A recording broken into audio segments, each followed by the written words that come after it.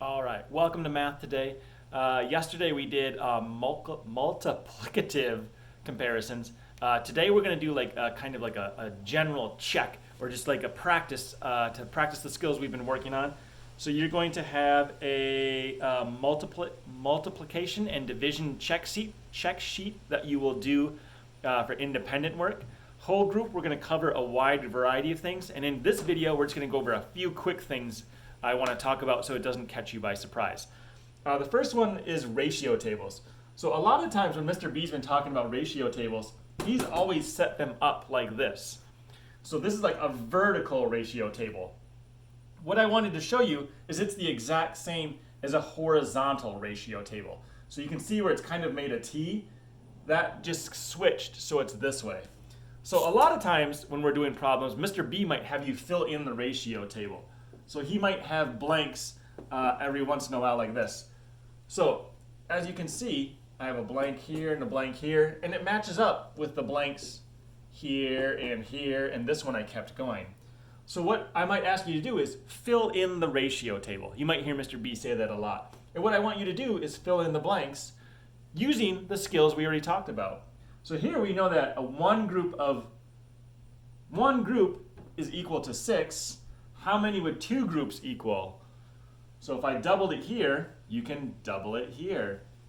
Double 6. Here I added one more 6. I went from 12 to 18, so I added one more 6. One more group of 6. So what do I add here? Well, I already kind of said it. I said one more group of 6. So if I'm adding one more group of 6, I'm not adding 1. I'm actually adding 1 to 2, and I get 3.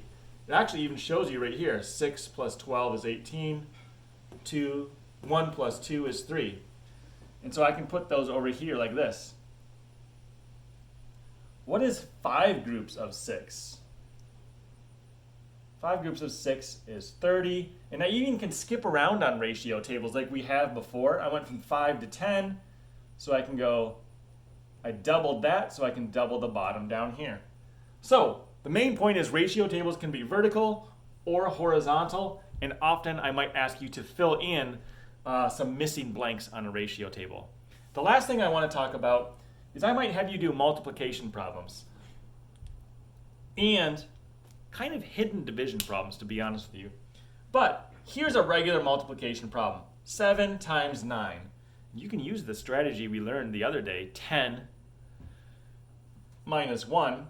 And so I can go 10 times 7 is 70 minus one group of 7 is 63.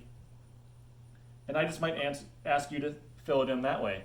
And if you're looking at your ratio table, I did the 10 and then I minused one group of 7 from 70. So 7 minus 7 is 63. And that's my 7 up there. So that's another thing. Another thing I might ask you to fill in is 5 times something equals 45. And if I were to draw this out in the area model, so I have my 5 here and I have my 45 is the product, so we're missing this factor right up here. So 5 times something up here will equal 45. And there's a few ways that you can do that. You can use a ratio table and see how many groups of 5 goes into 45.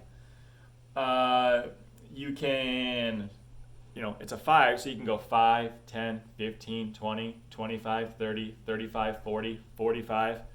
So I got a total of 9. But there's a couple different methods you can do.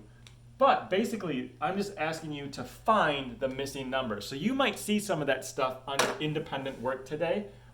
That's how you would refer to it by doing this.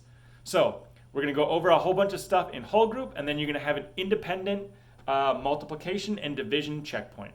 Take your time. Don't rush through it. It's not a race for time. I'm looking for quality.